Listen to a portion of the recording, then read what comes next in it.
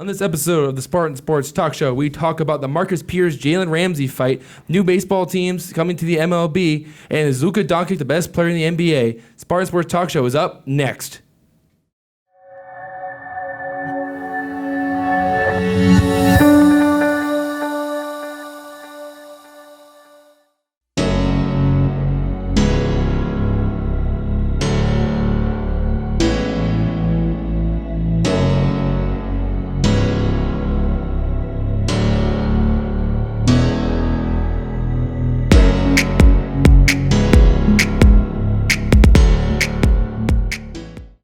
And welcome, ladies and gentlemen, to the 5th episode of the Spartan Sports Talk Show. I'm Andrew Mild, and joining us today is Patrick Masters and Andrew Magurany, and we're going to talk about sports as we usually do. But first things first, you're probably wondering why the Houston Astros jersey behind me. Well, you guys are in luck. This is the part of a new segment called Mild's Cemetery of players and teams or anyone from the sports world that just downright wrong. And I think all of these guys here can agree, because they're all baseball players, that the Astros deserve to be the first team or any person onto the list. 100% agree. They are cheaters. Definitely. I think the sign says itself. Yep.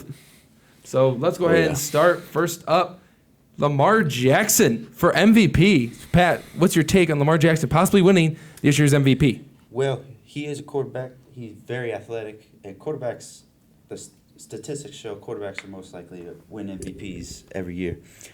But Lamar Jackson is probably the most athletic quarterback in the league right now. He's averaging over 150 yards running and then probably 200 yards for passing. He's getting touchdowns. He's doing everything that he can. It's very hard to stop this man. He was a high draft pick for a reason. He's really showing it this year. So. Yeah, look at Lamar Jackson's numbers, like Pat was saying. He's throwing for 2,532 yards, 25 touchdowns, and just 5 interceptions. But here's the impressive part. 977 rushing yards and 7 touchdowns. For a quarterback, for rushing almost over 1,000 yards is impressive. And I'm pretty sure the only other quarterback to do so by the name of Michael Vick. And he reminds me a lot of Mike Vick. Mm-hmm. He can throw the ball and put it on a dime, but if you roll him out of the pocket, you can't keep a QB spy on him because he's too quick. He's just too athletic for any middle linebacker that's trying to keep up with him. And the Ravens are 10-2. They beat the Patriots. They just beat San Francisco last week. They're a tough team to beat and a team to look forward to in the playoffs in the coming weeks. Moving on to the next one. Marcus Peters and Jalen Ramsey fight. Pat, did you see this fight? No, but I did hear about it. So, all right. So in the breakdown, Marcus Peters was on the Rams to start the season, and right before Week 7, Peters was traded to the Ravens. And then Ramsey, who's on the Jaguars and wanted to trade, was sent to L.A. So then these two teams met on Monday Night Football, and Marcus Peters was just talking smack the entire time. But I have to ask the two of you, because if you're a player that's got traded to another team and now you're playing that team, do you want to talk smack to that former team that traded you? Like, at that point, do you feel like they don't believe in you anymore? Personally, I think I'd like to show him up on the field more. He got an interception. I mean, he had a good game against the Rams. Let the game talk. That's what I would do, personally. What's your take on it, Pat? Well, he said, let the game talk. Just play your game. Show them that why you're out there. Show them that it was a mistake. Yeah, show them they made a mistake. I think it was a mistake because in that game, the Ravens won it 45-6. And ever since Marcus Peters joined the Ravens, he's had 3 interceptions. He scored 2 touchdowns and 5 pass deflections, while Jalen Ramsey has no interceptions, just, 1 or 2 pass deflections? That's it, ever since he joined the Rams. So, obviously, Peters is doing much better than Ramsey is. So, in my opinion, I think the Rams might have screwed up on this. Ramsey is a heck of a player, but it's very interesting to see how these two are going to go at it. And next one. All right, I know, Mags, you don't really watch football, but did you hear about this? I did not. Dwayne Haskins got his first win. They're playing the Detroit Lions, and they just got an interception. And Haskins goes over and takes a selfie with a fan while the offense goes on the field and takes the knee. So is this a thing that a coach needs to discipline his player on? Is this just a silly rookie mistake, or is it something you're like, okay, you made a mistake and we move on? I'd probably say make a mistake and move on. What do you think, Pat? Just move on from it. Yeah, I mean, I would say something to him, right. obviously. Because that's just unprofessional at that point. Can't do that. But I don't think it's to the point where you have to really be on him for it. He's a young kid. See, for me, I would probably be one of those situations where I'd have to fine him a little bit because you can't have that. You have to show that you are the authority figure and be like, we're not going to have this because I think this is the Redskins' only second win on the year. So it's not like they're going out and dominating. If they were beating every team, then yeah, you know what? Little leniency on it. And if he was a veteran quarterback. It's a rookie quarterback just getting his first career win. You can't have that. You can't be like, okay, you can't sneak off and go take a selfie with the fan while we're going to go take the field for the final kneel down of our win. It's probably one of those things where he's really excited and let his emotions. That's a rookie mistake. That's the rookie mistake. You have to be a hardened veteran. That comes with time. Right. But I have to agree with your guys' point, but I still would probably discipline him in the long run. Jason Garrett possibly getting fired. Pat, what's your take on Garrett possibly getting released by the Cowboys? Probably about time because he'd been there for how many years has he been there, Mom? He's been there for quite a while, but I'm going to look it up real fast. But he's been there a while. But I remember they're talking about it. I've never seen a coach that hasn't won anything that's kept the job as long as he has. Yeah, there's been no progress. There was at one point they had 3 straight 8-8 seasons, and Tony Romo didn't do good, and then Jason Witten, whatever his deal was, he just hasn't. His team hasn't progressed. This is his 10th year with the team. He started in 2010. His record all time is 83-65, and he's only gotten 2 playoff wins. That's it. They haven't gotten to the conference championship yet. I mean, you can argue the Packers game where if Dez caught it or not, but that's it. But now they're putting this big pressure on him that if the only way he can keep his job is if they win the Super Bowl. Can you put that type of pressure on a coach like that? I don't think that's right. I don't think that's fair. No, that's not fair at all. But here's another thing, though, is the Cowboys are 6-6 on the year. Do you know how many wins they have against teams that are at or above 500? None. It's a big old goose egg in that column. Pat's right. And tonight they play my Bears, so that's why I'm wearing this Bears jersey. This podcast was recorded on Thursday, the 5th of December. So I'm hoping maybe they go 6-7 tonight. We'll see. But I have to agree with the Garrett firing possibly after the season because, like I said, he has not done anything for the team. They've won a couple division titles. They've never made it to a Super Bowl. Never had a conference championship. They have the talent. Like Ezekiel Elliott, one of the best running backs in the league. They won a guy, Amari Cooper, last year. They had Jason Witten. Dak Prescott's not a bad quarterback, and their defense is loaded in the linebacker position. That's just my opinion. I'm not saying that because I hate the Cowboys. I'm just saying I don't know how a guy would be able to keep his job like Jason Garrett has. Year after year after year of disappointments. Is Tom Brady finally done? Is he finally finished? I have to pull up the stat. This was kind of interesting. But, Pat, what do you think about Brady finally being done? Do you think that he's reached his breaking point? Has Father Time finally gotten to the 6-time Super Bowl champion? I say Father Time is catching up to him because Father Time catches up to all of us. And for NFL players especially, it comes to them quicker because they're putting their bodies on the line every night. And with Brady being in the league as long as he's been and how old he's getting, he probably hasn't really noticed it. It's just kind of gradually progressed up to this. All right, so I'm gonna give you Brady's numbers, and I'm gonna give you a comparison, and you have to guess on who it is. All right, for Brady, since Week 4, his 11 passing touchdowns, 6 interceptions, 59.2 completion percentage, an 80.3 QB rating, and 6.2 yards per attempt. Okay, that's Brady's numbers. The quarterback here, the one you have to guess, has 10 passing touchdowns, 5 interceptions, 63.2 completion percentage, 85.7 QB rating, and 6.3 yards per attempt. Who is that quarterback? How many touchdowns? He has 10 passing touchdowns since Week 4. Since Week 4. Since Week 4. Any guesses? Don't look at me. I'm trying to think I have here. no idea. Any about guesses football. on who is possibly doing better than Tom Brady since Week 4? Besides Lamar Jackson? Besides Lamar Jackson. Then I don't know. Mitchell Trubisky. It's the truth. I find that hard to believe. Look at it. He's got the numbers right there. That's from CBS Sports itself. Trubisky has been outperforming Tom Brady, and that's, I hate to say it because I'm a Bears fan, but it's kind of sad because Trubisky's had a rough year, and I'm pretty sure like 5 of those touchdown passes came against the Lions. And the Patriots just got slaughtered on Sunday night against the Texans. It wasn't even close for most of the game. I think they only scored like 7 points in the first half. do you have to ask yourself, is Brady going to move on after this? Is this the time? I mean, he already has 6 rings, which is tied for any other team in the league. Is it time for Brady to pack it in? Like, at what point do you say, okay, I'm past my prime, I'm not doing good anymore, I think it's time to hang up the cleats and move on in my life? Yep. That's a tough decision, especially for athletes. All right, so going to go to the final football subject. Here's the week. Here's a playoff picture heading into week 14.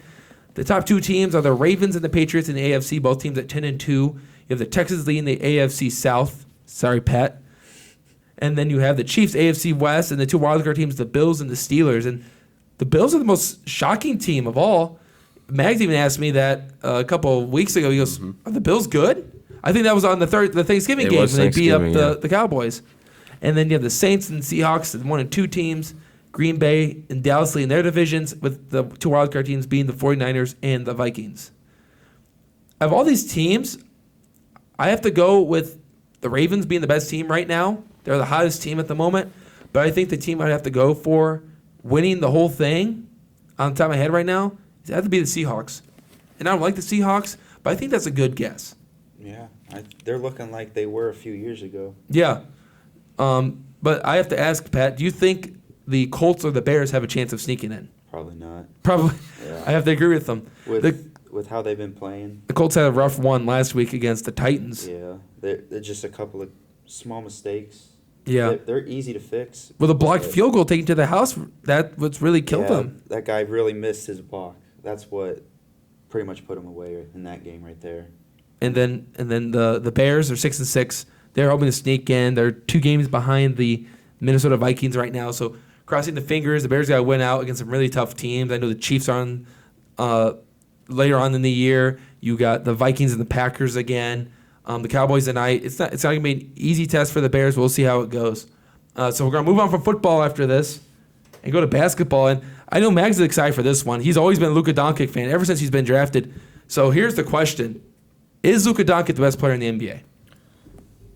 Right now, no. I don't think he's the best player in the NBA, but I think he has the chance to be the best player in the NBA eventually. He's got probably one of the best skill sets overall. I mean, he does everything, literally everything you need him to do. He does good on defense. He plays phenomenal with the ball in his hand. He facilitates, he scores, and he's pretty clutch too. And it helps that he has Kristaps now on the team. We see a lot of those European players just being really skilled. And his step back 3 is arguably one of the best in the league. Mm-hmm. Him and James Harden are up there. Well, if you consider James Harden's a step back or a travel, it really depends on where you stand on that.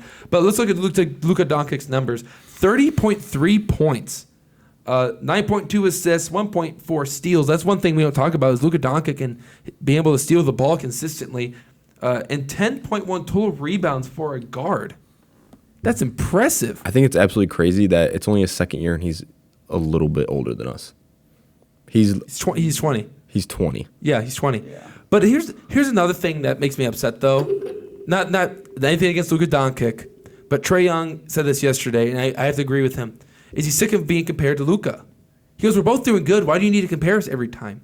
Mm-hmm. And I know even last year, you and me always talk about this in good old East 220. You can't judge a trade so early. I know last year people were already writing off Trae Young, saying, "You know what, Luka's better." Trae Young has done really good too. So, He's been doing really good. I don't think that it's fair to say that one team has won the trade already. Down the road, see what team has more success, and then I think maybe you can judge it then. Go ahead. I think when you're gonna judge who wins the trade, I think you have to judge it more off the team's success than their personal stats. Right. Eventually, that's what I think it's gonna come down to. And I hate to say it, but the Hawks right now have a better chance of being a better team than the Mavericks due to them being really young. Mm-hmm. They have Trae Young, DeAndre Hunter, John Collins. I know you know the list the roster for the back of your hand for the Hawks. What did I miss? Any other guys? Cam Reddish, he's been kind of bad. Cam Reddish, I forgot he's there. He's been kind of bad, but you gotta. So a quick rundown of Trae Young numbers: 28.7 points, 3.5 4 total rebounds. I'm sorry, and 8.4 assists with 1.3 steals. I think he had a triple-double the other day. Yeah, Yeah, he's a stud. He reminds me a little bit of Steph Curry, where you can shoot from anywhere on the court. That's the most dangerous thing about him. But I think it's too early to judge these two players. But it's gonna be really fun to watch them develop. Mm-hmm. Next one is the Kemba Walker-Kyrie Irving battle. And I know Mags and Pat, both of you guys like Kemba, and Mags hates Kyrie. I don't know where you really stand with Kyrie, Pat. I'm kind of in the middle. So I have to ask, who's better? Because the fans are in a dispute. I mean, the Nets go to Boston, and they're just giving Kyrie so much crap, but he's not even there. He's injured, and he's back in Brooklyn, and he wrote that long letter. I saw it, and I forgot to pull it up, but I was like, okay, you can't say that. He was not happy. No. He was not happy. No. And then Kemba and the Celtics go to Brooklyn, and Kemba's at the line, and then Nets fans are cheering Kyrie's better. So are the fans making this more of a rivalry than it really should be? Or is this going to be something we have to look out for? Because obviously the Nets fans don't forget that Kyrie turned on them. Personally, I think that they probably don't care too much about it, besides maybe Kyrie. And this goes into why I don't like Kyrie that much. It's because he's very... There's nothing wrong with being emotional, but I think he brings his emotions like to the team too much, and it makes him lack as a leader. I think when people see Kyrie, they want to think he's a leader, but when he's emotional and in a bad mood, if he is the leader, then people are going to follow his lead. And if he's in a bad mood, then people are going to follow that. If he's not happy, people are going to follow that. Right. Sometimes being a leader, you got to like suck it up even if you're in a bad mood just for the sake of other people. And I think Kemba probably does that more than Kyrie. I mean, like, it's almost like this. Well, like, this Celtics team this year on paper is not nearly as good as last year's Celtics team, and they're doing better. At one point, the hottest team in the league, won 8 straight games before they ran into the Clippers, which was totally understandable why they lost that game. Pat, what's your take on this whole dispute? Well, I think they're both very talented players, but when it comes to like the leadership, Kemba's the top guy. When Kyrie was sitting out for that span, there was a timeout called, and him and KD were on the sideline just screwing around, dancing around, having fun. If that was Kemba, he'd be in the huddle talking to the guys, telling them, do this, try this next time. So I think Kemba's a better leader. He's probably I don't want to say better player, but he's got like more skills. Do you think he's a better teammate, is what you're trying to say? Yes, I say he's a better teammate than Kyrie. So I think that goes into the question is, do we look too much into stats and not on who the person really is? I think that's true, that we look more like stats.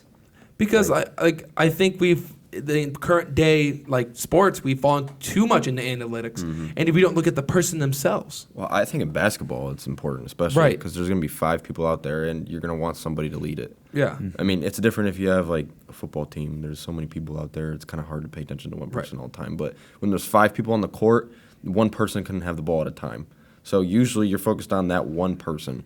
And Kyrie's the point guard. He's going to have the ball in his hand. He's going to try to lead the team and set things up and all that. And if he's not leading the team correctly, then you can't expect the team to do good. I mean, I think I hate to use this example, but for like Cubs fans, David Ross, or for Sox fans, I know heading into free agency, you guys wanted your captain back in Jose Abreu.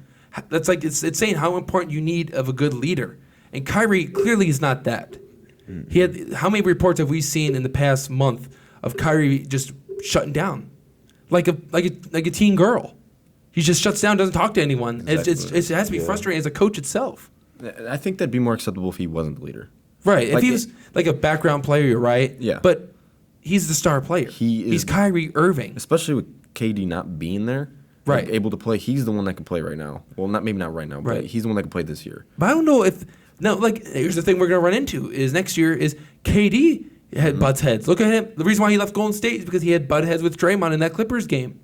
And he talked about that on... what's that show with Stephen A. Smith called on ESPN? I forgot what it's called. First Take? First Take. He was on First Take and talked about it and said that was the reason why he left. That was a big reason. And what's going to happen when KD comes back and the Nets aren't doing good? Is Kyrie going to shut down and then KD's going to yell at him on the sidelines the entire time? The team chemistry is going to plummet. It will. I definitely think that. I think it's going to be hard to follow 2 people that don't even know how to be leaders. I think they could maybe. I think KD could probably be a better leader, but the fact that Kyrie's there with him might spoil it a little bit. Right. Because they're both kind of, I don't know how to word it, but their personalities are very vibrant. You think they're like, yeah, I know where you're going with Yeah. it. So we're going to the next one. I think that I know what the next one is, and I think that's why Pat's been quiet up until this point. No, it's not it yet. I think it's one more. Jim Boylan and Zach LaVine, or just the Chicago Bulls in general. If you guys don't mind, I'm going on a little bit of a rant right now. Go for it. Yeah. Jim Boylan is terrible. Ever since he got hired, like Mag said, the Bulls have been upset. I remember they make him do push-ups like it was a high school team. What was that all about? I think it's terrible that as soon as he's coached, the players get you hear stuff about the players being upset like immediately. They didn't even wait to give him a chance. It was just almost immediately. It was the players do not like him. Exactly. It was right off the bat, and I don't think that's a good sign. Well, here's the thing. This team is talented, too. Zach LaVine, Kobe White's having a good year. Laurie Markkinen, Wendell Carter Jr. is healthy. I mean, Thaddeus Young coming off the bench. You of all people know how good Thaddeus Young is off the bench since he played for the Pacers. How are they only, 8-14 and 10th in the Eastern Conference, and they lost to the Golden State Warriors last week? I was embarrassed. The Golden State Warriors have nobody. Pascal dominated them. I think that everybody was okay with Fred Hoiberg except the front office of the Bulls. Yeah. Because they weren't being a successful team, but they weren't expected to be a successful team. They were going in the rebuild mode. What did you expect? You expect them to be better now, and I'd like to think that with Fred Hoiberg, they probably would be a little bit better. I think they would be. When Hoiberg got fired there in the middle of the year, LaVine was still healing from his ACL injury. Markkinen was battling injuries. Chris Dunn was not doing good at all. And Wendell Carter was, I think, injured at that point because he missed a lot of last year. And the Bulls just went out and got Kobe White, who's arguably one of the better rookies of this season. But now it's just embarrassing to watch this team. It's what are we going to do now? The front office isn't happy. I can't wait for them to fire their GM. The Bulls need to move on, and because this team has plenty of talent. The Bulls are the team to look out for if they have the right coaching and the right front office to develop these guys. Because Zach LaVine has God-given talent.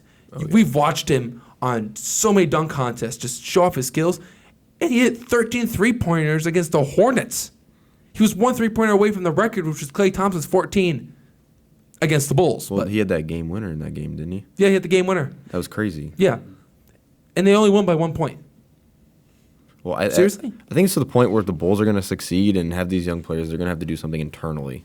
Yeah. They have the That's what I'm talent saying. and the players. The roster has you look at that roster and you're okay, in 2-3 years they have the chance to be pretty good, especially in the Eastern Conference. Especially with a lot of cap space they have. I think the largest contract right now is Otto Porter Jr. They can definitely go out and probably get somebody. But I think if they're going to make a turn to be a better team, it's going to be a coach or it's going to be someone in the front office. It's going to be something like that. It doesn't need a big roster move. It needs a big move internally. You have anything to say, Pat? No, he pretty much covered it. I'm not really into the Bulls like you guys, but I still know. He's not really into the Bulls. He's a Clippers fan down there. Well, yeah, but he's in the Chicago area too. Oh, that's and true. He True. rooms with you, so he That's hears true. a lot. Yeah. And obviously Joe Henschel, a good Spartan Sports Talkshow fan, big Bulls fan, always talking about him when me and him run into each other. Okay, I think this is it. Yeah, Let's see. This is it. All right, ladies and gentlemen. So this is a game last night of the Utah Jazz and the Lakers. The Lakers are just slaughtering the Jazz at this point. And that's LeBron James, you see. He's not playing. And the play is going on underneath the basket. He's on the floor standing next to a Jazz player who's in the game. What? There's so much wrong with this. He's not wearing shoes right now. And it's not the fact that he gave shoes away. That's not the point. It's the fact that he's on the court during a game. I'm just going to go first because I know Pat's going to be a little long. Pat, you're talking about this all day. Let's just get you out of the way So, and we'll give it to Pat. I'm just going to get out of the way. So I agree. I'm not angry, and I don't think anybody's angry at the fact he gave his shoes away. Why would you be? You have to be a sick human being not to be. But it's the fact that he's right there, and the ball's ball right here. is in play. Right here. And not only that, but the Jazz guy is right there. He's being so guarded. he's kind of in front of him He's basically in a being sense. guarded. What the thing that's making me mad is that people are getting mad at the announcers for calling him out. The But Jazz- if I was an announcer or a fan of Jazz, I'd be mad too to see this sixth guy on the court for the opposite team. Well, it's not even like I'm mad he's on the floor. I almost see it as a sign of disrespect towards the Jazz. Well, it's just okay, I'm just gonna go to the court. I'm LeBron James. I can. Yeah. But, Well, the final score of this game was 121-96. Yeah. And this was just garbage time. He That's was why he just had no shoes messing on and was off around. the court. Yeah.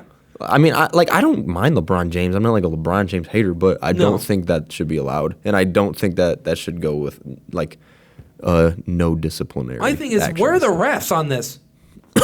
How did they not see LeBron? Yeah. All right. I'm just gonna give it to Pat because Pat's got a lot to say Pat, about this. okay, ladies and gentlemen who are watching this, Pat is so upset with this that he's going to write a letter to the NBA. I kid you not. It's in the works. It's going to be posted after this of how Pat is so upset with the refs at this point. All right, Pat, you've been patiently waiting. I know you've been thinking about what you wanted to say ever since I said I was going to add the LeBron thing to it. You've been real quiet the first couple of topics. Pat, take it away. Okay, so first thing, I am sick. Laughing at me. I am sick of LeBron getting away with anything that no other player could get away with. Yeah. I've seen LeBron yell at refs. I've seen him touch referees. I've seen him hang on the rim and frickin' swing around. I've seen players dunk the ball, hold it, wait for a player to move from under them, and get a technical. I have seen LeBron dunk it, no one around him, and he's swinging it back, shaking the basket, and the refs just do nothing about it. I have seen technicals given to players for just saying something to the referee. LeBron is yelling at him for doing his job for once. And like you said here on the refs, where the refs at, they're obviously not doing their job. Now, going to what this rule is, it is illegal to have 6 players on the court, let alone have someone basically illegally checked in. So I know he's not wearing his shoes, and I'm fine that he gave it away. I'm fine with that, but it's just the fact that he's in during the middle of the play. And so basically that guy's being guarded, and you can see, who's that stand? Is that Davis behind the basket?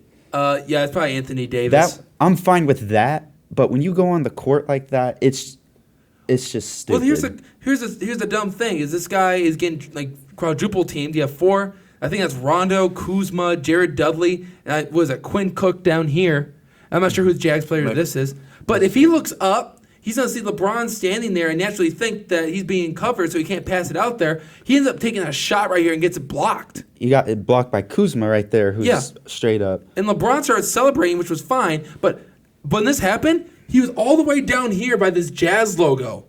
You can't do that. No. And a lot of people were like, "Oh, they're getting mad at him because he's having fun and celebrating." Like, you can celebrate, just wait till the play is done. Mm-hmm. Like, that's completely fine. If he wants to run out there or something after, I don't care. But like, this is mid play.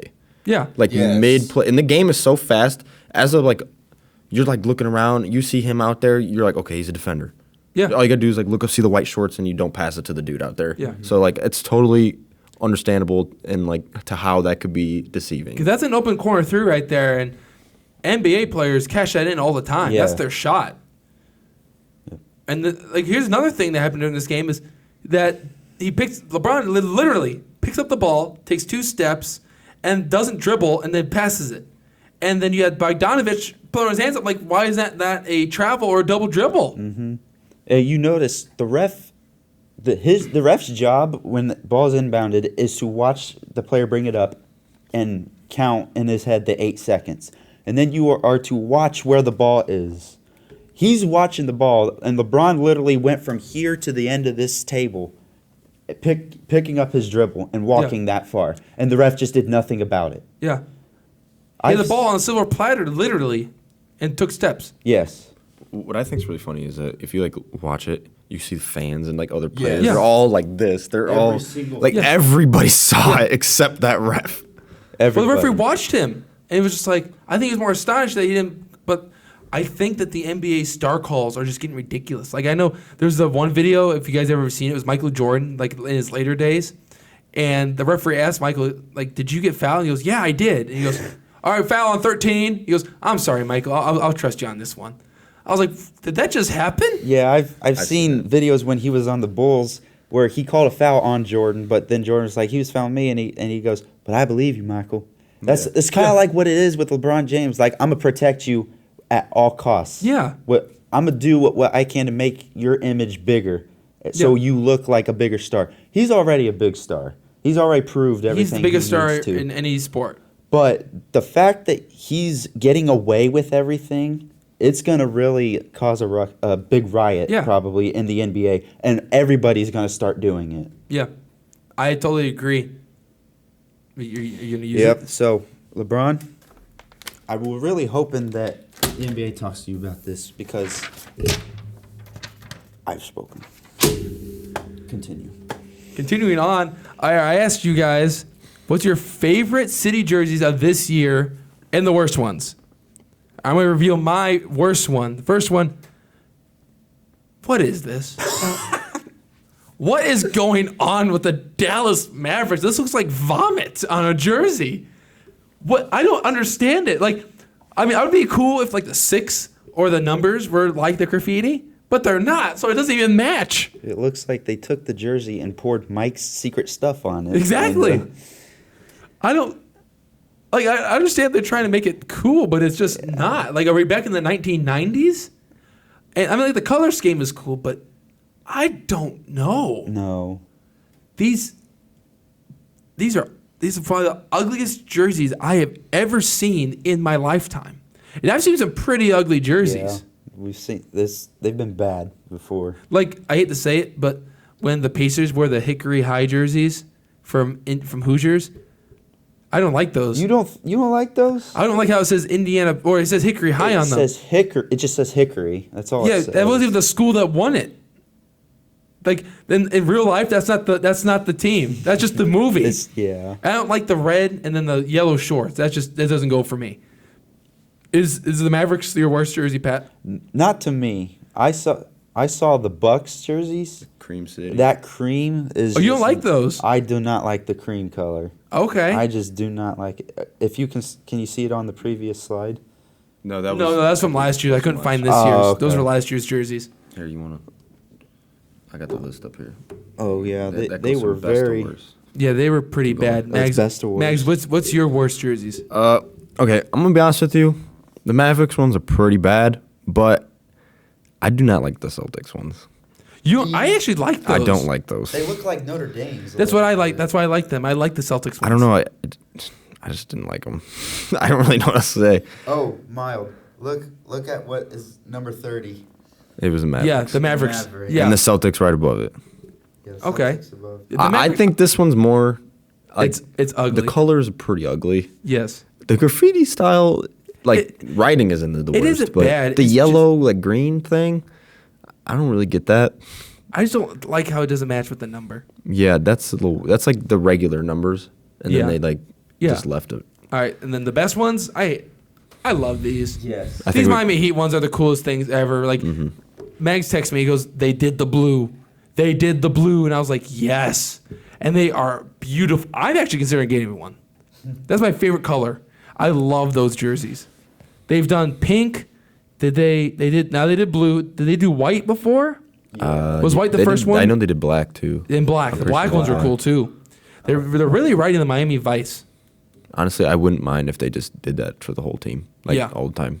Yeah. Like, I mean, the red and black's just keep cool, it. but like, What if the Miami Heat just got rid of their regular jerseys and wore Miami just had Vice these. jerseys the entire time? I think nobody would complain. I think if you have a my player on the Heat, you just wear the Vice jerseys at all times. And how many times have you seen a D Wade Miami Vice jersey wore all the time? I've seen a couple on campus before, and I love them. So, all right, let's move on to the greatest sport on earth, baseball. And me and Pat are gonna talk a little bit. Addison Russell getting non-tendered by the Chicago Cubs. Pat, was this a good move by the Northsiders? Absolutely. Why do you say that? Because comparing Russell to 2016 Addison Russell to the Addison Russell we're seeing now, his stats are nothing like what they were. He led that team in Game 6 in the World Series with 6 RBIs or something in that Grand Slam. Yeah, he had the first Grand Slam hit in World Series since Paul Konerko in 2005 Yep. against the Astros. But Pat, like Pat said, I mean, he was an All-Star in 2016, but he only batted at 238. He hit 21 home runs, drove in 95 runs. I think that was one of the top shortstops in RBIs that year. That's what was good, was how many runs he drove in, especially from his spot in the lineup. And that was in 598 plate appearances. But in 2019, he only batted at 237. He had 9 home runs, 23 RBIs. And he struck out 58 times in just 215 at-bats. Oh, that's bad. That's pretty bad. That's almost 20. Well, he lost the starting spot because Javier Baez is so much better. And then we all agree on this panel. Then he had that domestic That's thing the going thing on. I wanted him off the team for. Yeah. Ever since it happened, I was like, you know what? It's time for Addison Russell to leave. Yeah. Because he's just bringing a bad vision or a bad image to the Chicago Cubs. Like, that's not something the Cubs stand for. I don't. No. Or any other baseball team. That's something I just hate to see, is when someone does that and they were like a big name Right. in previous years, and then they do that. It's just, it's bad. Remember it was 2018 when it happened, how deflating it was for the Cubs. After that, they just fell apart. They didn't know what to do because they had just lost their one of the better players. So they figured Javi was going to be the spot when he was making the plays and hitting and everything. But at that point, it was too late. It was too late. It was. They relied on Russell too much, I think. And I think, personally, this is just kind of off topic. Javi Baez not being a candidate for Gold Glove is just ridiculous. Mags, what's your take on Addison Russell being non-tendered by the Cubs? Well, I think it needs to happen. Yeah. It did happen, but I'm like, it needed to happen. But also, I think that it's probably the best thing that could happen to him personally, because he's got to feel like, I mean, being on the team this year, he probably felt like nobody wanted him there. He had to know that like nobody wanted him there. Well, do you remember like once he first came back, he got booed? Exactly. Like he got booed. I would boo him personally. This is probably the best thing that could happen to him, is because, I mean, he's got to feel nobody wants him there. He can get maybe a fresh start somewhere else. Because I mean, it's not like he's a bad player. Like he's backed it up. He was one of the best prospects in baseball when the Cubs got him from Oakland in the Jeff Smarcher trade. Yeah, but like being on a team and being in a place that you can tell nobody wants you, it's just better if both sides. And you and me can agree on this. Chicago fans do not. They don't mess with that. No. Once you do something that bad, you are hated by the city. The people that once loved you. Yeah. They don't care how good you are at that point. You're just disappointing to them, and just you reflect poorly on their children or like other fans that are growing up respecting the Cubs. Yeah, it's better for both parties to him not be on the Cubs. All right, next one. Well, originally the Angels are all in on Garrett Cole, but that story changed. Now the New York Yankees are going all in on Garrett Cole, and Garrett Cole said, and I quote, "There is no California favorites." He said, "The West Coast is not a favorite. I will go who gives me the best money." Do you agree with this? Do you think that Garrett Cole should be doing what he's doing, or should he consider about going home? We see a lot with players nowadays and wanting to go back and playing at home. He grew up an Angels fan. That story's come out. Do you think Garrett Cole should go to the Angels, or should he be in the Pinstripes? Ooh. All right. Well, first, I'm going to say, if a West Coast team offers him the most money, he's going to go there. Exactly. I don't think it's a question. But if another team offers him more money, such as the Yankees, I think he's going to think about it a little bit. I don't think he's going to be like, no, I'm just staying on the West Coast. Like I heard that from the beginning, and I didn't believe it, because I think, like, if anybody saw a big number written down, no matter where it was coming from, they'd be tempted. Right. If I saw $300-something million, I don't care who it's coming from, I would think a little bit about it. Right. Well, here's the thing. Zach Wheeler just got, it was a $100 million contract from the Phillies yesterday. What kind of contract is Garrett Cole? Garrett Cole's going to get big money. He's going to get a lot of money. He's going to be up there with Machado, I think. I think he's going to be probably one of the top paid pitchers of all time. If he's not, it's ridiculous. They wouldn't be. Just because of how the contracts and everything have been the past couple of years, and they just keep going up. It seems like it goes up every year. Yeah. But I think if the Yankees offer him the most, it's going to be very hard for him to pass up. Even if it's just some random team that you don't have on here that offers him more money and they're not in the West Coast, he's got to think about it a little bit. It's really hard to pass up that much money, no matter where it's coming from. But I know that you like being a GM, and whenever MLB The Show comes out, you like to build up teams. So the Angels, a lot of pressure on this team. New manager, Mike Trout, superstar, best player in probably the last 10 years or so, ever since he came up. Is there pressure on the Angels to land a big pitcher like Garrett Cole heading into this offseason? I would say so, because, I mean, the biggest thing that they've had a problem with has been pitching. It's been bad. It's been terrible. They have some good, like, offense has always been good. If it hasn't been great, it's been good enough to where, like, a good pitching rotation would be okay for them to be into the playoffs. But, like, because Mike Trout alone could lead your offense probably. Yeah. Having him in the lineup makes your team dangerous by himself. But they've had no pitching. I remember that one year they went out and signed C.J. Wilson to be, like, their best pitcher. Yeah, they had C.J. Wilson, Jared Weaver, and that's the year they also got Josh Hamilton and Pujols, who's been on the team for 2 or 3 years now, and Trout was being a superstar. A lot of people are like, oh, the Angels are going to be really good. But as we're talking about, the pitching just never been there for this team. The past, like, maybe even 10 years, like, what big-name pitcher have they had? I mean, Jared Weaver was all right. Garrett Richards was probably the best pitcher they've had. Garrett Richards. I was trying to think of his name. I couldn't think of it. He's not on the team anymore. He's on the Padres, I think. He's on the Padres, yep. Like, he wasn't, like, bad. He wasn't, I don't know if he's all-star caliber, like, Cy Young He had some good dominant but performances. he was good. He's a good, solid pitcher. I wouldn't rely on him to be your number one. But if they went out and got a big pitcher and Shohei Ohtani stayed healthy, yeah, I definitely think I they always could. forget they have Ohtani, too. Mm-hmm. If they have a good pitcher and Ohtani stays healthy, they can have a good enough team for the playoffs, I Because think. then if Ohtani's not pitching, you can go pump at DH, and he still hits bombs. Mm-hmm. And I think it would be really interesting to see what Madden does with him, just because he's really interesting manager. And me and Pat, of all people, should know on how unorthodox Joe Madden can be with his roster. Yeah, I think it'll be really interesting to see that. All right, here you go, Mags. This is the one I put on here for you. Yep. The White Sox go out and get Yasmani Grandal. So the question I wrote down for this is, are the White Sox finally buying in after having a good season last year? The record doesn't show it, though, but a good season they had last year. I think it's now or never. I mean, there's not a better time than now to try to go all in. We have all these young guys coming up. We have a lot of money to spend, and there's some good people out there.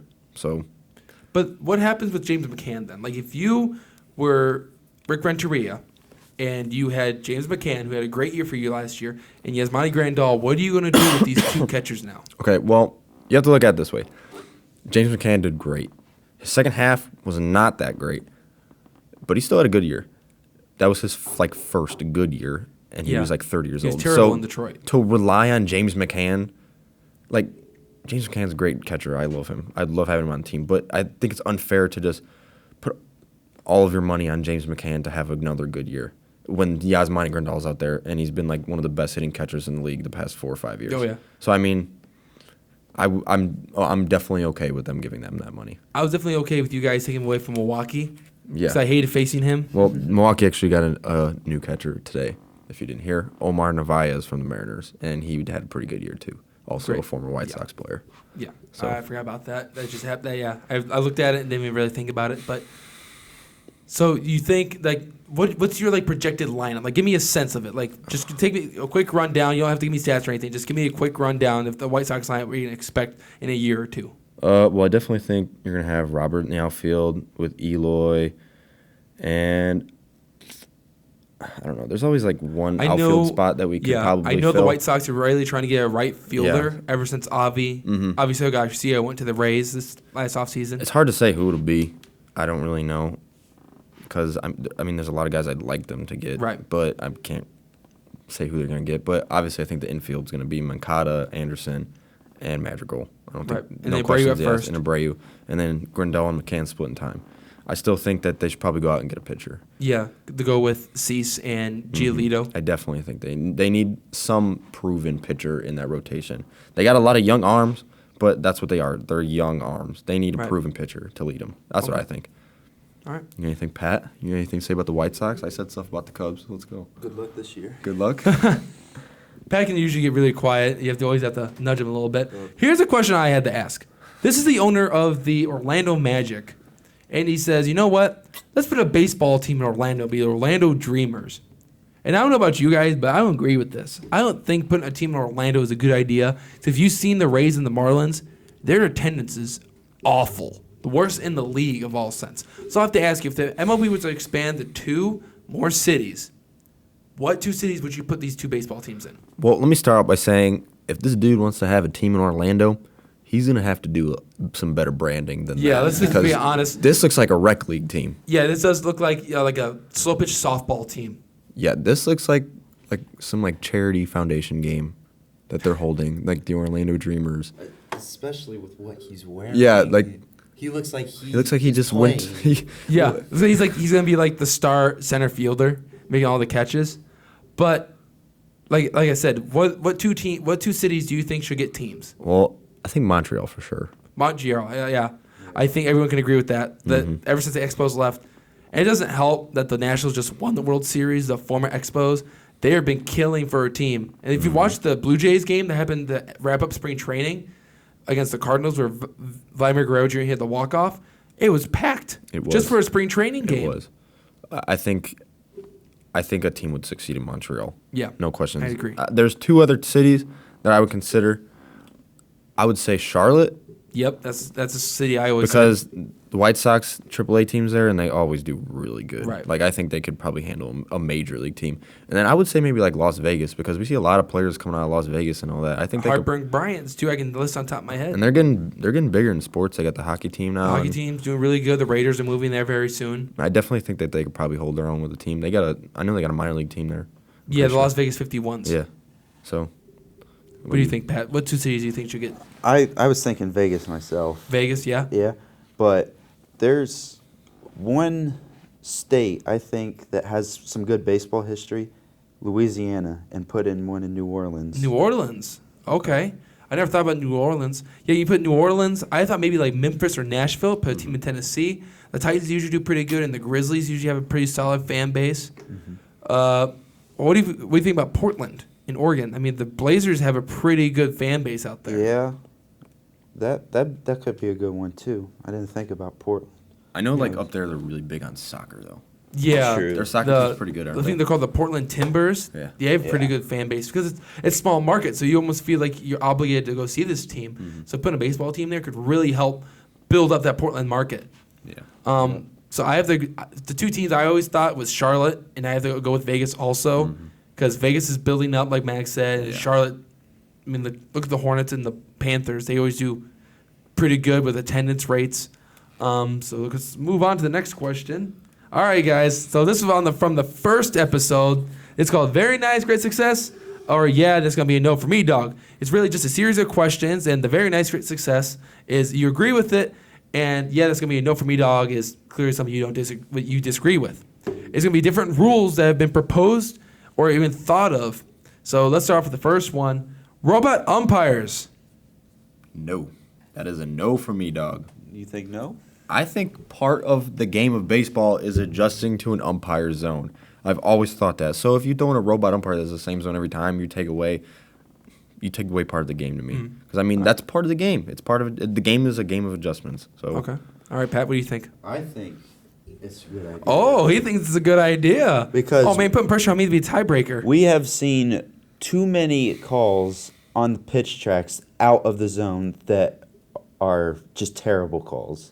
And that is a big decision maker, especially late in a game. I've seen games called because of a bad call like that. I know managers have gotten ejected after a game because of calls like that. Yeah. Like, I think the Rays and the Rangers was one. Well, yeah, it was one. I forgot who was pitching, but Ben Zobrist struck out looking at a pitch that was definitely a ball. Yeah. And the umpire rung him up.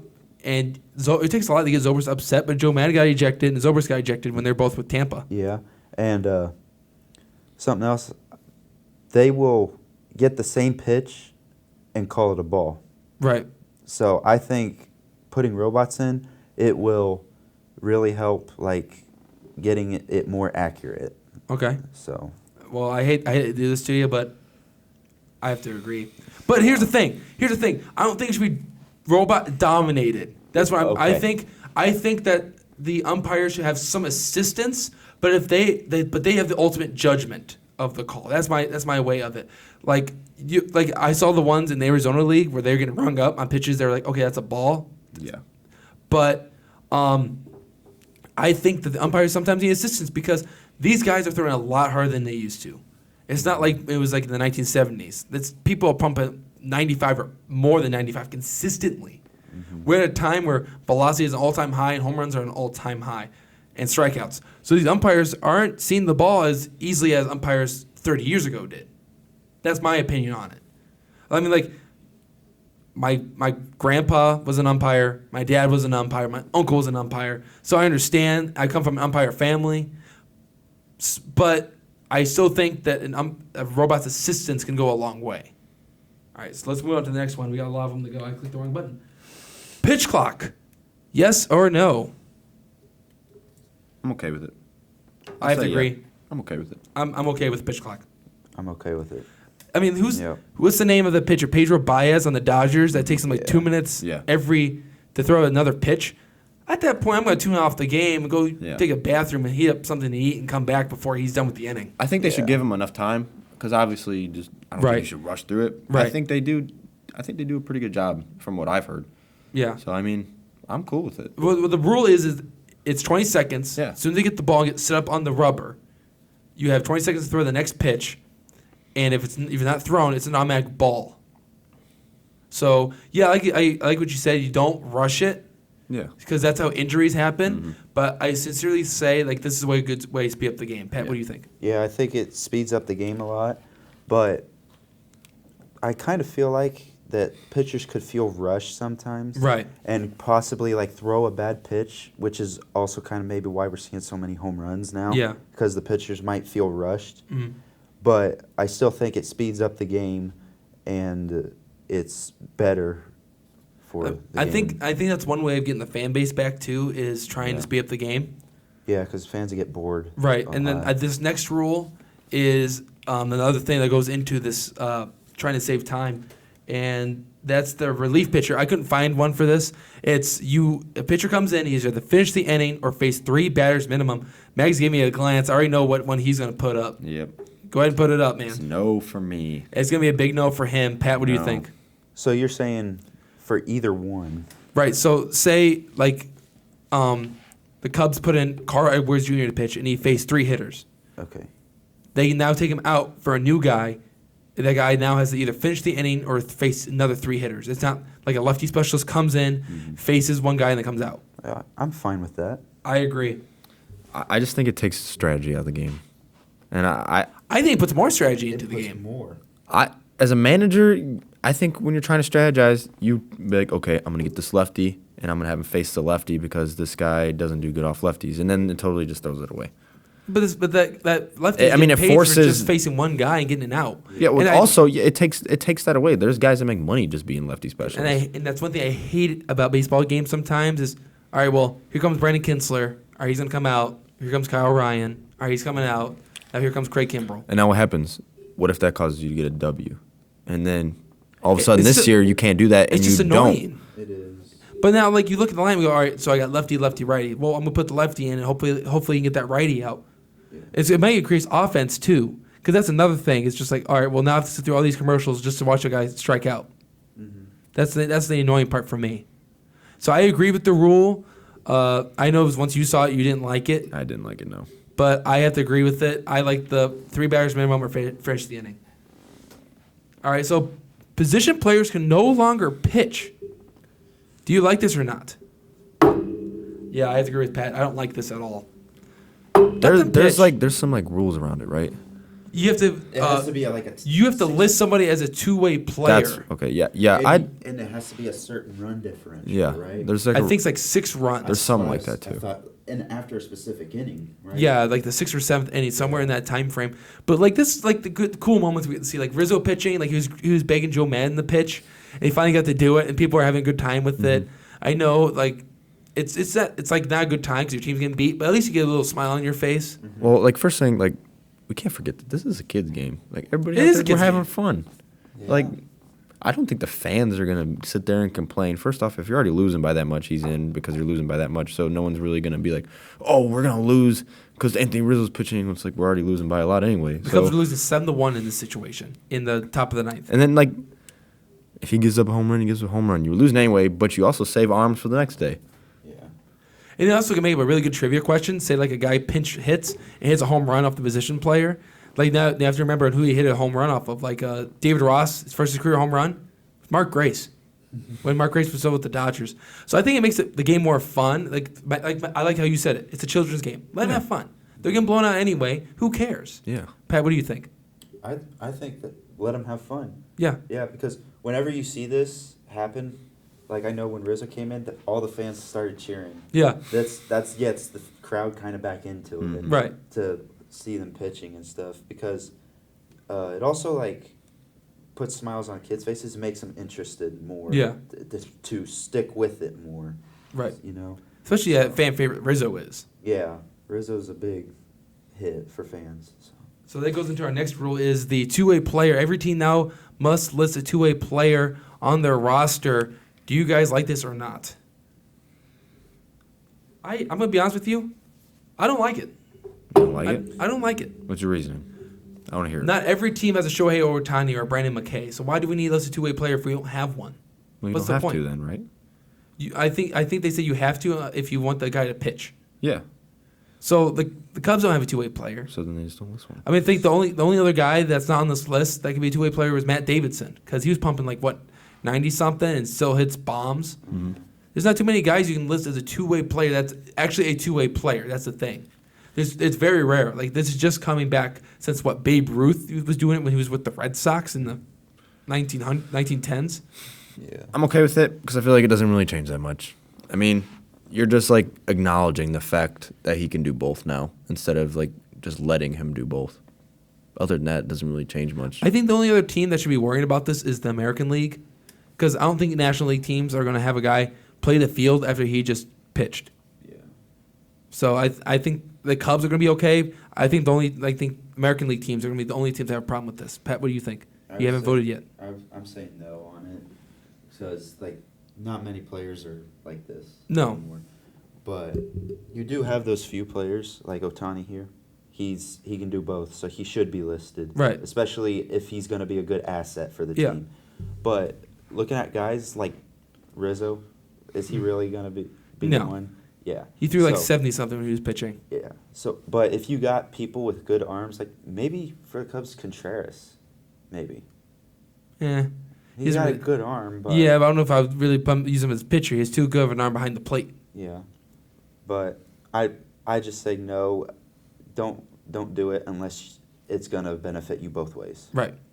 All right. So this is a rule that's only implemented in the G League, but the NBA is considering it. Is over 2 minutes in the fourth quarter, if you get fouled shooting, you go to the line and you shoot one free throw for either 2 or 3 points. Okay, so one free throw is worth multiple points. So, if this guy was shooting a 2-pointer and got fouled, and he makes this one, 2 points go on the board automatically. He doesn't shoot a second free throw. But if it's under 2 minutes, it's an intentional foul, you then have to shoot the 2 free throws because it's a one-in-one situation. Well, not one-in-one situation, but it's like a hack and shack where you have to force him to make both free throws. No. This is not. I like it. I do not. I like it. I want them guys to earn those points. Yeah. We watched it last night Yeah. with Mo. That could be pretty vital in a close game. Even though you're giving them one shot worth multiple points, they miss that. That's 2 points. But if you get the 2 shots and you miss that one, you still have a chance to put another point up Right. there to make it still vital. I think the only thing I agree with it is it makes the game go by faster, and I also don't have to sit there and watch the guy shoot 2 free throws or 3 free throws instead of him shooting the one, moving on, and continuing with the game and continue with more action. Because at the Mad Ants game where I was at, it just was continuous movement, and I loved it. The game ended, and I got to come back here and just hang out. Well, here's what I have to say. I feel like basketball's already really fast anyway. Yeah. I feel like you see so many teams, they have that 7-second offense. First 7 seconds they have. Well, the Rockets? Yeah. Yeah. It's like that all the time now. So it's already moving really quick to me. So I don't feel the need to try to make it even quicker. Because I feel like this is the quickest basketball's really ever been anyway. Yeah. Yeah. You said it earlier with the LeBron thing. It's a quick-moving game, so maybe they didn't see him on the court or whatever.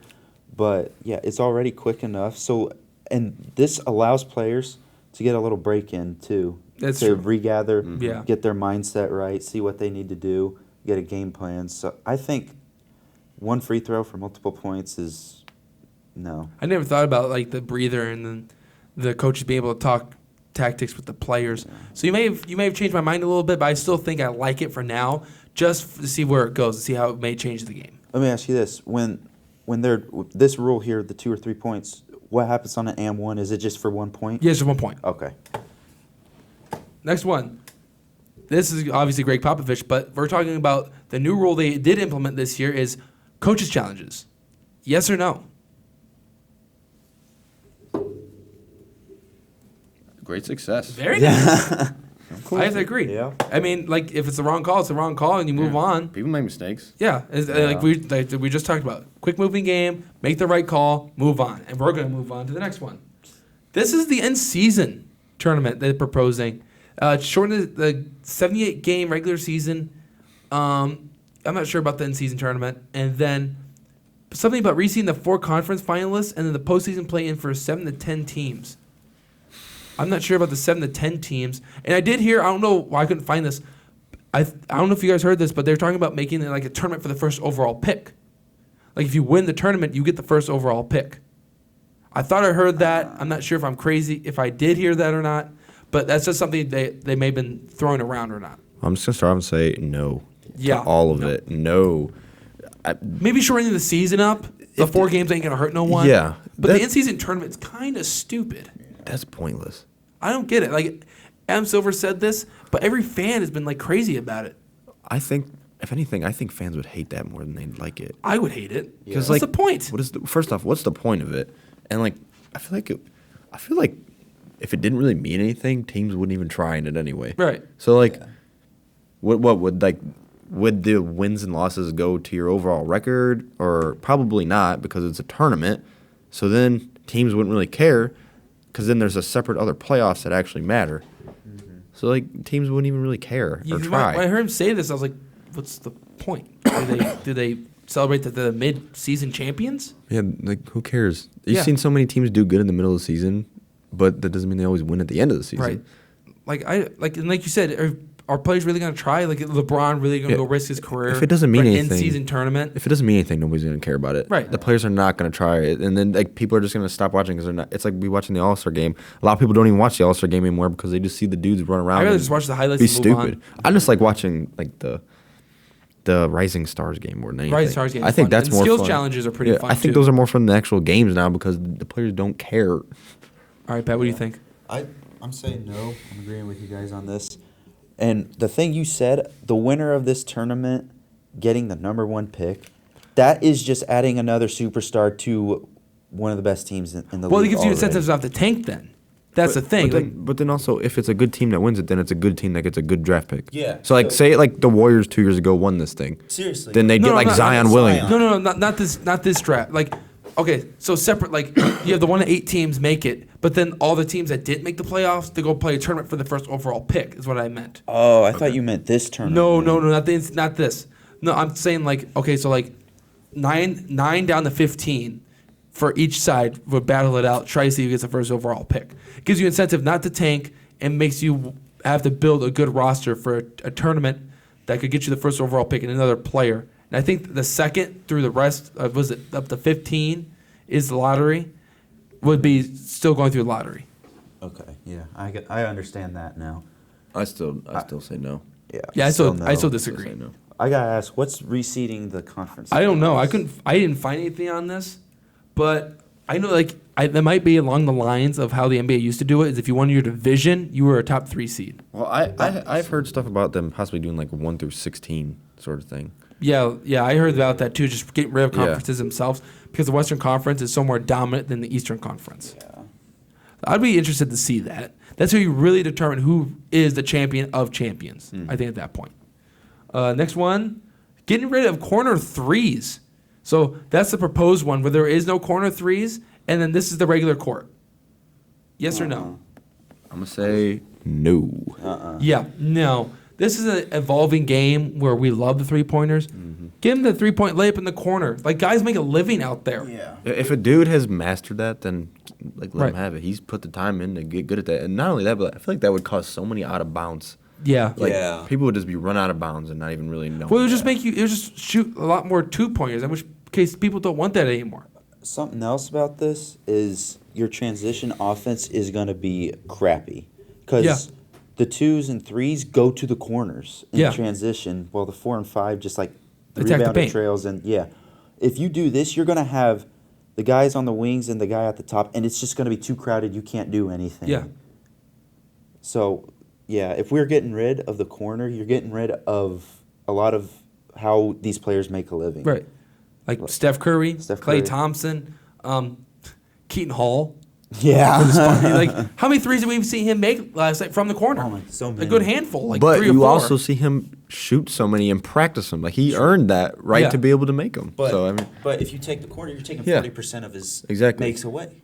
I understand, like, if you get an open shot from the corner, like, it's a good chance to go in if you're an NBA player. Yeah.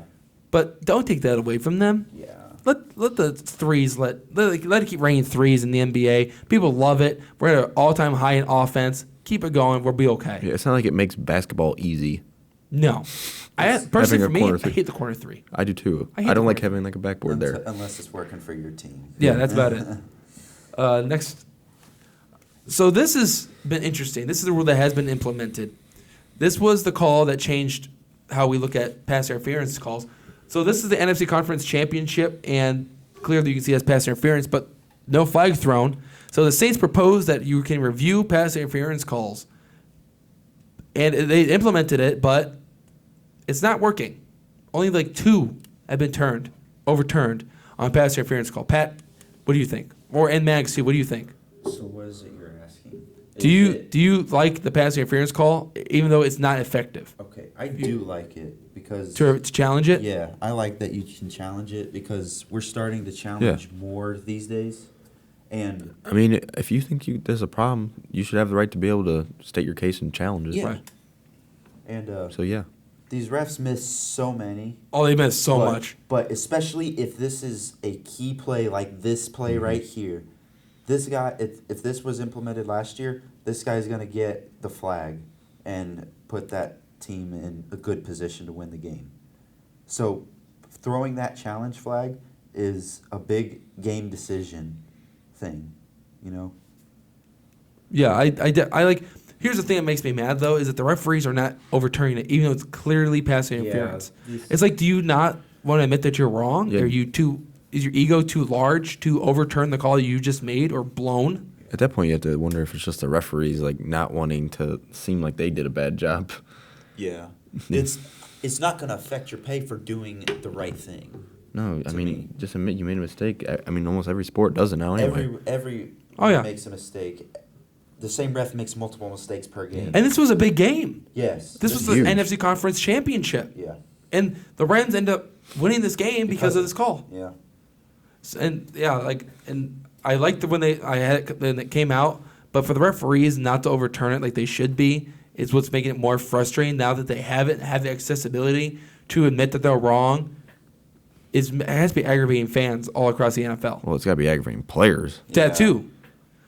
And then we got, I think, one more rule, and this is from last year's AFC Championship game between the Patriots and the Chiefs. The Chiefs asked to do a rule where both teams get the ball.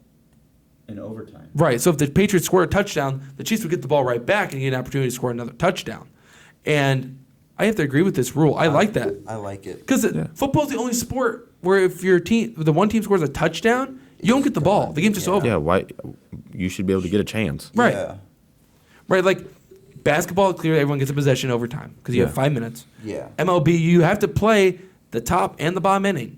Like you have to play the entire frame. College football does it. College was- football. yeah. I love college footballs. Yeah. They start on what, the 20-yard Start on line? the 25. 25-yard Get line. your Okay. drive, and then depending on touchdown, field goal, or just turnover, the other team just gets the ball. Right. The Chiefs had the best quarterback in the league at this point, Pat Mahomes. He should have got an opportunity to get the ball and go down the field and see if he can score a touchdown himself. Yeah. Yeah, they probably. I mean, with Pat Mahomes, they have to think they'd have a good chance Right. Yeah. that they could have scored. So I mean, it was back and forth action. The final score of the game was 37-31. Just because the Chiefs didn't get the ball back. Yeah. All they did was run up the middle with Rex Burkhead, and this game was over. It was like this in the Super Bowl against Atlanta. Yeah. As well. Yeah, the Patriots went down, scored They one went touchdown, down game over. Like 4 or 5 plays. Yeah. Even. Something stupid like that, which is like just a few minutes. And I know this rule has been evolving because at first it was whoever scores wins. Yeah. But now it's Field whoever goals. scores a touchdown wins, field goal, the other team gets the ball back. But I want it to be where it's fair for Okay. both sides. Safeties probably should be game over. Safety should be game. If you Because you're gonna get a kickoff, and if you can pin the guy back, it's fine. Now, if they do something like you could kick off to the other team and play the next possession, that's just kind of stupid. I think the NFL should just do a straight up college rule and move on instead of what they have going on. Yeah. Or so that's going to be all for very nice, great success, or yeah, it's going to be no for me, dog. Like, going to Miles' moment of the week. This is probably the coolest touchdown in recent memory. I have to describe it for you. The Dolphins were in the wackiest formation. They had a center, then the punter, which was Matt Hack, I think his name is. Yeah, Matt Hack. And he had 8 players on the other side and 1 onto the right. They snapped the ball with 2 Eagles rushing him. Hack runs to the left. The kicker, Jason Sanders, then runs into the end zone. That's him right there. And he does a shovel pass past 3 Eagles players for the touchdown on 4th and goal. The Dolphins went on to win this game.